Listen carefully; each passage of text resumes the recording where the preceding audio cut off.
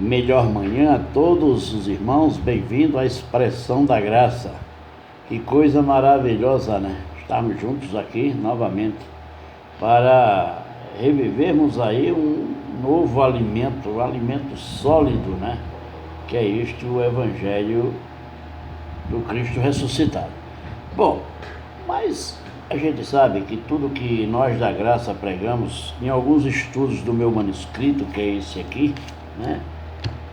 Que graças a Deus, Jesus e o Espírito Santo que habita em mim, tem me revelado certas coisas para pregar e adverti-los quanto à questão dessa falsa doutrina que o sistema religioso prega a vocês.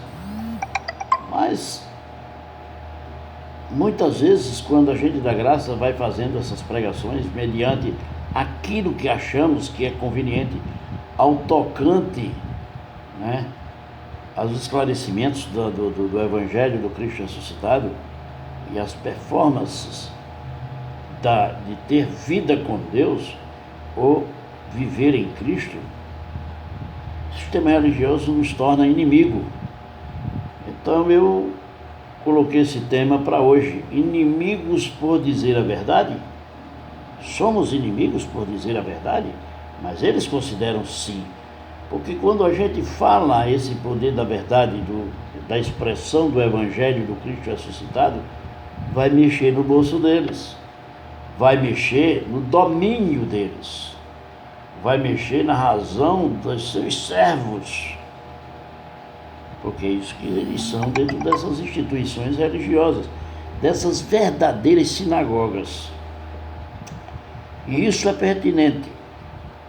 Veja o que disse Paulo, quero começar por aí, o que disse Paulo aos Gálatas no versos 16 e 17. Ele diz: agora eu me tornei inimigo de vocês por dizer-lhe a verdade? Claro que sim. Quando a gente fala a verdade, se tornamos inimigos do sistema religioso. Esses falsos mestres que estão tão ansiosos para agradá-los, não estão fazendo isso para o bem de vocês. O que eles estão procurando fazer é separá-los de Paulo, como separá-los da gente da graça, para que vocês prestem mais atenção neles, porque ele tem que se tornar o centro das atenções. Por isso, neste tema, vamos mostrar que quando pregamos a verdade do Evangelho, nos tornamos inimigos dos crentes, dos evangélicos, do sistema religioso, em toda a sua extensão. Porque onde há liderança, aí se instala o sistema religioso. Aonde há essa liturgia, existe o sistema religioso. Veja o que disse Paulo aos Romanos. Paulo aos Romanos, no capítulo 10, no verso de 1 a 4. Veja bem o que disse Paulo. Queridos irmãos, desejo do meu coração e a minha oração são que os israelitas possam ser salvos. Salvos do quê? Da grande tribulação, que viria no ano 70. Eu sei que eles têm zelo por Deus, mas esse é um zelo mal dirigido, assim como o sistema religioso. Eles têm zelo por Deus, mas sem entendimento, mal dirigido, sem fundamento básico. Eles não têm base de formação do Evangelho. Eles têm base na situação da justiça de si próprio, do benefício de si próprio e para também executar o antigo pacto. Porque eles não firmaram a fundação no Evangelho do Cristo ressuscitado. Mas, no entanto, devemos orar para que estes irmãos orar, não no sentido de oração, de petição, mas orar, de falar do poder da locução, da homilia, da homilética, que é essa parte da oratória. Orar, falar. Então devemos orar por estes irmãos, porque eles têm zelo por Deus, porém não com entendimento da justiça de Deus. E eles procuram estabelecer a sua própria, como de fato ele procura estabelecer a sua própria justiça. Não toque, não faça, não use, não ouça, não possa, não corta cabelo, não usa saia, não usa bermuda, não usa isso. Então é um verdadeiro sistema de ordenanças de homens. Estabelecer a sua própria justiça sem se sujeitar a que vem de Deus, que é amar o teu próximo como a ti mesmo. Em Gálatas 2, versos 20 a 21, pois que saibamos nós que já não somos nós que vivemos, mas é Cristo que vive em nós. Uma vez que fomos batizados pelo sangue do Cordeiro na cruz, aquele Cordeiro que João Batista disse, eis o Cordeiro de Deus que tira o pecado do mundo. E ele tirou, removeu, e nós fomos lavados, batizados, regenerados, selados com o Espírito de Deus através do sangue derramado pelo Cordeiro na cruz.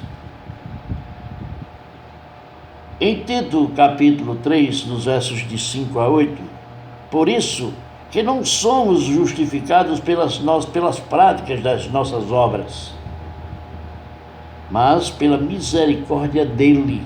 De quem? De Deus, que nos salvou mediante a favor do regenerador, aquilo que eu disse, regenerador, renovador do Espírito Santo de Deus, para que, justificado por graça, nós tornamos seus herdeiros, porque não somos mais ovelhas, somos filhos e herdeiros de Deus. Pesquise lá em Romanos capítulo 9, de 19 a 26. Contudo, quem somos nós para resistir à sua vontade? Se Deus é soberano, Ele determina e manda todas as horas e momentos de minha vida. Ele é o Deus soberano. Então, como posso resistir à sua vontade? Ou mesmo, quem somos nós para discutir com Deus? Porventura pode o objeto perguntar a quem o fez, por que tu me fizeste assim? Leia Romanos 9, veja Romanos capítulo 9, versos de 19 a 26. Que coisa maravilhosa. Em Atos capítulo 23, versos de 11 a 14, no entanto, na fraqueza de nossa carne, somos acometidos de medo em pronunciar a verdade do Evangelho, porém o Espírito Santo nos dá a certeza e nos mostra que pelo nosso testemunho seremos muitas vezes considerados inimigos por falar a verdade de Deus. Que sutileza Paulo utiliza. Aliás, Lucas utiliza nessa escritura de Atos dos Apóstolos. Veja que maravilha, em Jeremias capítulo 1, nas Escrituras Sagradas do Antigo Pacto, Jeremias capítulo 1, versos 17 a 19. Então eu vos afirmo que se fortaleçam com o conhecimento da palavra. Isso o profeta Jeremias já dizia, que se fortaleçam com o conhecimento da palavra e não te espante diante daquele que te julgam, para que não te enfraqueça perante os teus irmãos, porque pelejarão contra ti, mas não prevalecerão, porque Deus estará contigo para te livrar de tudo. Então não tenha medo de se expressar o Evangelho. Eles não podem, eles farão de tudo para te dizer que é mentira, que é blasfêmia, que é heresia, que isto é boca de Satanás, porque ele não tem argumento bíblico para te refutar, porque Deus está contigo. O Espírito Santo que habita dentro de você é que faz você falar aquilo que Jesus de Nazaré, ou Jesus ressuscitado, traz para o conhecimento de todos. Veja o que Paulo fala aos Romanos no capítulo 8, verso 31 e 35. Vai lá, procura. Contudo, sejamos fortes, disse Paulo, e o bom combate, que diremos, pois, à vista dessas coisas, de lutar contra essa falsa doutrina, dessa doutrina corrupta que o sistema religioso nos imputa. Quem será? Se Deus é por nós, quem será contra nós? Esse jargão eles sabem usar muito bem, mas na graça, Deus está conosco. E quem nos separará do amor de Cristo? Uma vez que Cristo, que Deus amou o mundo de tal maneira, que entregou o seu próprio Filho para o sacrifício do povo de Israel, e pelo seu sangue a remissão e a união dos povos. Aí onde está a bilateralidade do sangue de Cristo. Veja em Atos dos Apóstolos o que Lucas diz. Porém, Paulo, em uma visão que teve durante a noite, disse-lhe o Senhor: não temas, pelo contrário, fala e não te cales. Porquanto eu estou contigo e ninguém ousará fazer-te mal, pois te tornarás inimigo de muitos por falar-te a verdade. Ah, papai, por isso, glória a Deus! Quando Deus nos institui o entendimento, ilumina nossos olhos, para que possamos chegar à verdadeira essência do Evangelho de Cristo, Ele está conosco. E muitos se levantarão como teu inimigo, principalmente o sistema religioso, os evangélicos. Esses evangélicos se levantarão contra ti.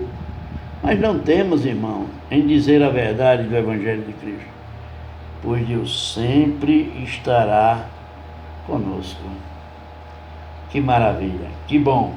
Melhor dia para todos meus irmãos, com toda a graça e paz e com todas as sortes de bênção. Que o trabalho de vocês seja rendoso, frutificado pelo Espírito de Deus. Um forte abraço a todos e até a próxima live com um alimento sólido. Beijo no coração de todos.